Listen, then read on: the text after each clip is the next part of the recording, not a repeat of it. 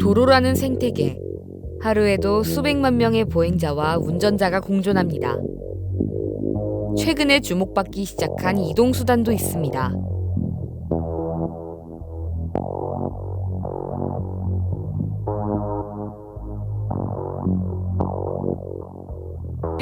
에서 킥보드를 타고 횡단보도를 건너려는 붙잡고 가던 아이와 어머니, 킥보드가 덮쳐 서 당시 킥보드를 탄 건 면허가 없는 중학생 2명, 2살 딸아이를 중이다. 도로라는 생태계.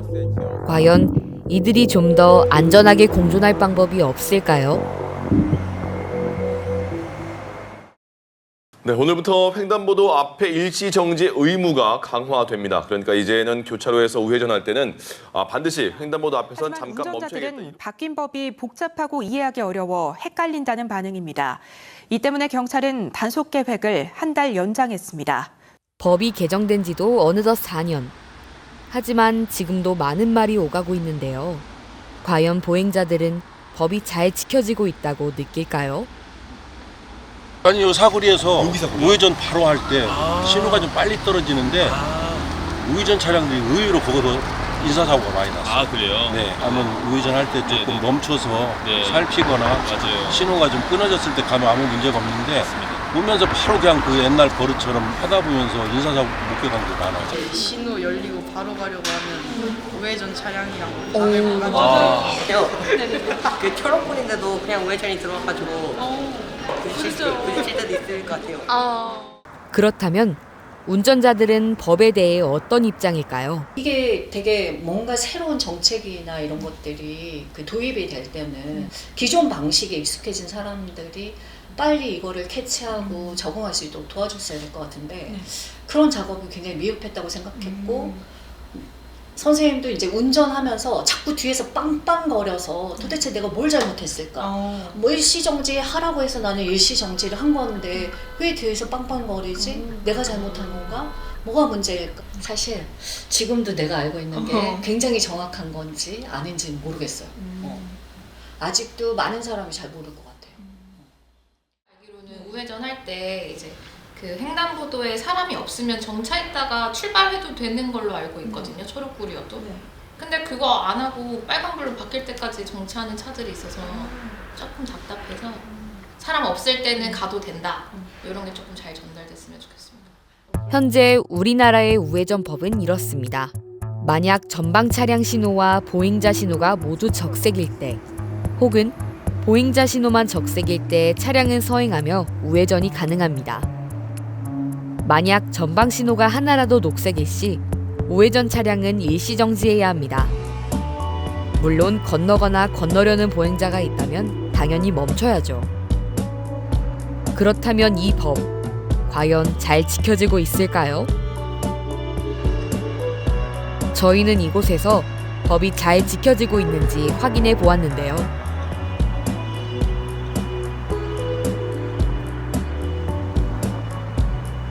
대다수의 차들이 법을 지키지 않았고 차들이 많아지는 밤이면 더 심해졌습니다.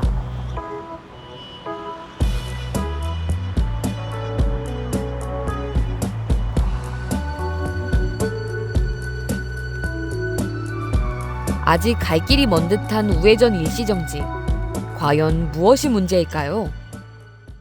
일단 지금 내가 봤을 때 가장 큰 문제는 법에 대해서 좀 모르는 사람들이 있는 것 같고 그리고 법을 잘 알지만 그럼에도 불구하고 안 지키는 사람들도 있는 것 같고 그러니까 이게 진짜 법을 알고 있어도 막상 그 순간이 되면 그냥 한 번쯤은 괜찮겠지 하고 가는 것도 몇 개 있을 것 같아요. 근데 우리나라에서 이게 처음 시행한 건가? 다른 나라는 뭐 없나? 맞아. 국제적인 것도 한번 살펴보고 싶은데. 국제적인 거? 해외에선 과연 문제를 어떻게 해결하고 있을까요? 미국 시애틀주에서 그 답을 찾을 수 있었습니다. 시애틀주에서는 현재 표지판을 이용하여 우회전 일시정지를 유도하고 있는데요. 과연 우리나라에 이 표지판이 도입된다면 어떨까요? 네, 저희가 현재 우회전 신호가 제대로 잡혀져 있지 않은 길거리에 나와 있는데요. 이제 저희가 손수 만든 이 피켓을 설치해보고 운전자들의 상태가 어떠한지 동태를 한번 살펴볼 건데, 첫 번째로 피켓을 설치하지 않고 어떠한지 한번 그 결과를 살펴보도록 하겠습니다. 보행자를 사이에 두고 위험한 주행을 이어가는 차량들.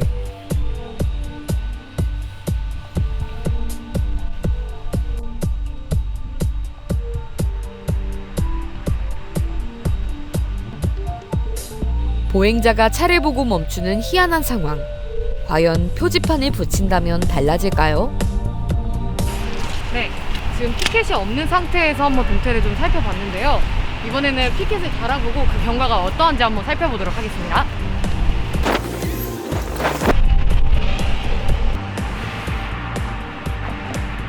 그런데 예상치 못한 상황이 펼쳐졌습니다. 표지판이 있는데도 버젓이 일시정지하지 않는 차들.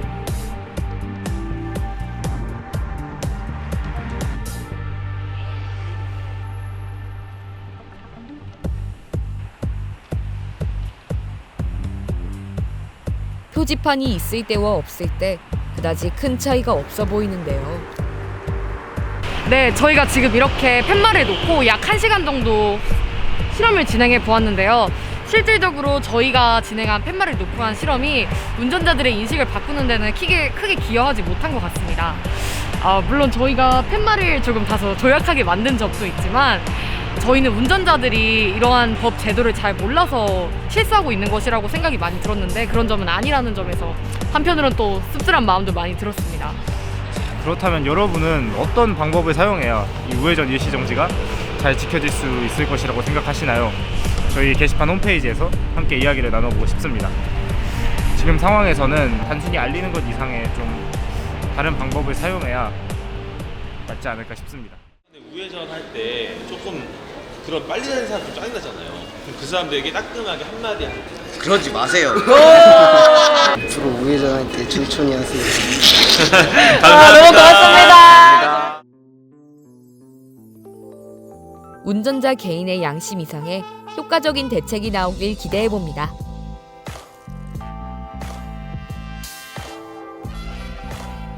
최근 중고등학생들 사이에서 픽시라는 자전거가 유행입니다. 브레이크까지 제거하면 경찰의 단속 대상이 됩니다. 남자애들 평소에 어떤 자전거 좀 많이 타시는 것 같아요? 픽시요. 칠 것 같아서 엄청 위험해 보이고. 근데 되게 전동 킥보드만큼 위험하다고 생각을 하거든요. 수에서 브레이크 없는 자전거 들어오는데 오늘 그건 아니에요. 브레이크 없이 탈 수 있는 그런 전용 공간 많이 부족하다고 생각하시나요? 저는 생각.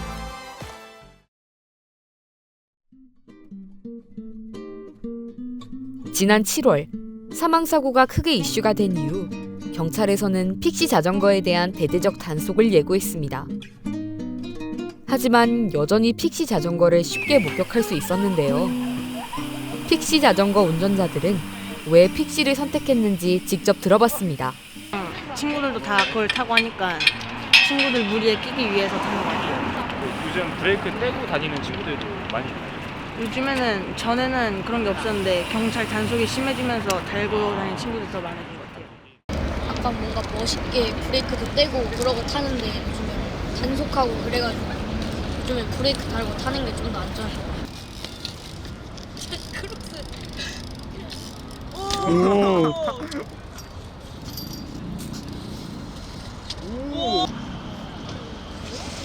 이렇게 보니 픽시 자전거에 대해 좀 더 알고 싶어지는데요. 20년 이상 자전거 업계에 종사한 전문가에게 픽시에 대해 직접 물어봤습니다. 이제 초창기 그 취지는 뭐 선수들이 탄 것도 있지만 또 다른 유래는 노동자들이 그 기아가 있는 자전거를 타려고 하면 돈이 많이 드니까 이것저것 부품 다 뺀 그런 고정 기어로 된 자전거를 싼 값에 살 수 있으니까 그렇게 타기 시작했는데, 이게 나중에 와서는 이제는 그 특징 때문에 학생들 위주로 주로 타게 된 거예요. 본격적으로 유행한 게 2010년도. 그때 하이브리드 열풍에 힘입어서 같이 유행하게 된 거예요. 그 없이 이 멈추는 거는 페달을 뒤로 젖히면 저항이 생기면서 멈추게 되는 거예요. 보통 일반 자전거들은 고정 기어가 있어요. 고정 기어, 픽시드 기어라고. 대부분 자전거는 이렇게 생겼어요. 기어가 없어도 고정이 안 돼 있기 때문에 돌아가요. 얘는 앞이든 뒤든 고정돼 있어. 움직이지 않아. 그리고 제일 그리고 우려되는 건 안전. 이번에 사고 난 것도. 그다음에 속도를 일단 잘 지켜서 타는 게 제일. 왜냐면 한번 얘기한 대로 탄력 받으면 속도가 어마어마하게 빨리 나가니까 이렇게 너무 젊은 나이에 허세 막 그런 말 안 해도. 픽시 자전거 운전자들 역시 비슷한 말을 했습니다. 해외에서는 보호장구 쓰고 하면 안전하지 않을까. 꼭 전하고 싶은 이야기가 있다고 하는데요. 사실 요즘 공도에서 픽시 자전거 탈 곳이 많이 없잖아요. 혹시 개인적으로 브레이크 없이 탈 수 있는 그런 전용 공간 같은 게 많이 부족하다고 생각하시나요? 네, 저는 그렇게 생각을 해요. 만약에 그러면 공원에서 약간 좀 빈 공간이나 이럴 때 이런 곳에 전용 공간이 생긴다면 많이 이용하실 그런 생각이 있으신가요? 네, 완전 좋죠. 단속하고 막 그러니까 좀 돌아다닐 수가 없어요. 이거 타고는. 실제로 브레이크 없는 픽시 자전거는 자전거 도로를 포함한 도로에 나올 수 없습니다. 하지만 픽시 자전거를 주행할 수 있는 공간은 많이 부족한 것이 사실인데요. 실제로 공원에는 사용하지 않는 자투리 공간이 매우 많았습니다. 이 공간을 활용해 픽시 자전거 전용 도로나 공간을 만들 수도 있지 않을까요? 픽시 자전거 이용자 개인만이 아닌 모두의 관심으로 더 안전한 픽시 자전거 문화가 조성되길 바라봅니다.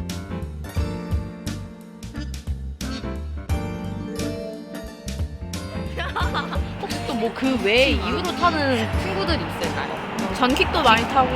맞아요. 전동 킥보드. 직구 진짜 많이 타요. 이치기. 그 면허 나중에 입력하면은 안 해도 되던데요. 법적으로 어떠한 거를 규정해 놓기 전까지는 쉽지 않은 것 같아요.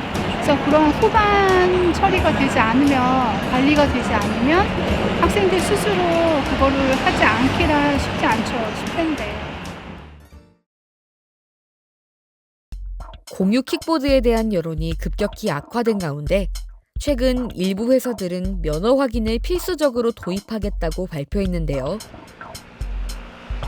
그런데 막상 학원가에 가보니 학생들이 공유 킥보드를 이용하는 경우가 꽤 많았습니다. 과연 면허 없이 어떻게 공유 킥보드 대여가 가능한 걸까요? 평소에도 킥보드 자주 이용하신다고? 네, 약간 학교할 때 자주 이용하는 편이죠. 이게 저렴하기도 하니까 잘 이용을 하는 것 같습니다. 킥보드 탈 때 뭐 면허 같은 거 검사 같은 거 따로 안 하고? 그 면허 나중에 입력하면은 안 해도 되던데요. 공유 킥보드 타지? 타지.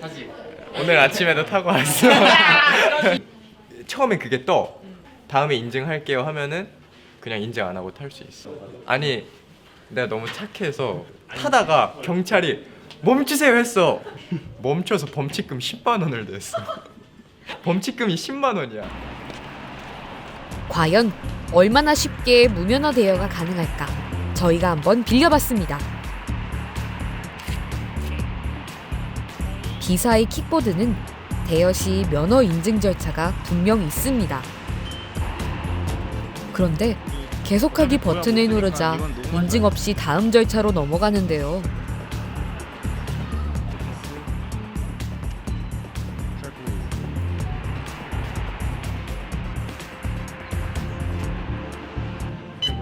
됐어. 이렇게? 간단하게? 금액을 지불하자 면허 확인 없이 바로 대여에 성공합니다. 야, 너 빠르다. 다른 회사의 킥보드는 어떨까요? 뭐야? G사 역시 면허 인증 절차가 있지만 다음에 등록하기를 누르면 대여가 가능합니다. 회사들이 면허 확인을 하지 않는 이유가 궁금한데요.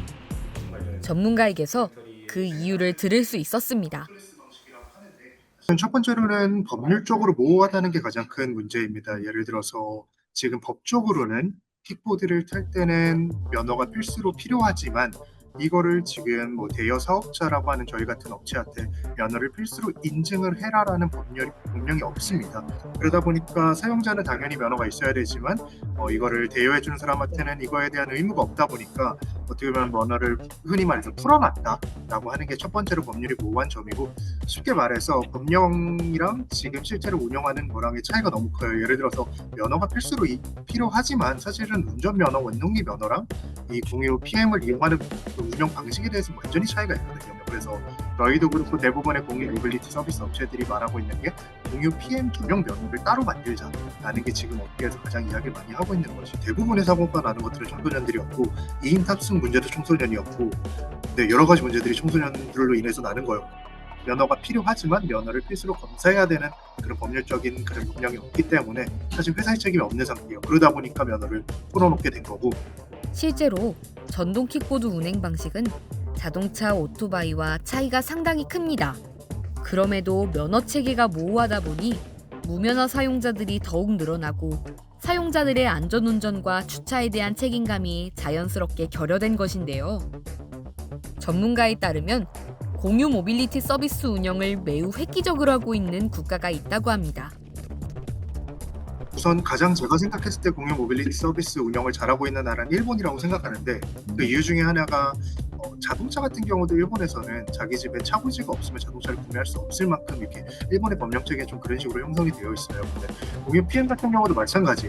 주차 구역을 확보하지 않은 업체는 이 공유 PM을 운영할 수가 없게 되어 있어요. 한마디로 모든 킥보드들이 다 주차가 가능한 곳을 자체적으로 확보를 한 다음에 운영이 가능하게 되어 있거든요. 근데 대한민국 같은 경우에서는 지금 아무데나 주차해도 되는 투클래스 방식이라고 하는데, 지금 보시는 것처럼 킥보드가 정말 길거리에 많이 좀 흩날려져 있고, 이렇게 이걸로 인해서 사고도 발생되고 있고, 시민들이 킥보드 없애라라는 사실 의견들이 많잖아요. 그래서 사실은 잘 운영하고 있는 일본이라든지 이런 해외 사례들을 참고를 해서 우리도 그거에 적용이 된다면은 사실 킥보드가 그렇게 위험하고 나쁘고 이런 이동수단이 아니라, 특히 교통인프라가 부족한 도시에서는 이게 대중교통의 대체조로서 활용도가 상당히 높은 지금 수단이거든요. 잘 운영할 수 있는 방안이 충분히 있음에도 지금 이런 모호한 법률들로 인해서 어떻게 보면 누구도 해결하지 못하고 있는 지금 한국의 지금 실태이다라고 저는 생각하고 있습니다. 결국 공유 모빌리티 문제는 이용자 개인뿐 아니라 구체적인 법령과 제도가 미비했던 부분도 컸던 것인데요. 결국 일방적인 제재나 규제만이 아닌 안전한 모빌리티 시스템을 위해 획기적인 제도와 시스템 구축이 더 필요해 보입니다. 전문가는 청소년 이용자들을 위해 전하고 싶은 이야기가 있다고 합니다.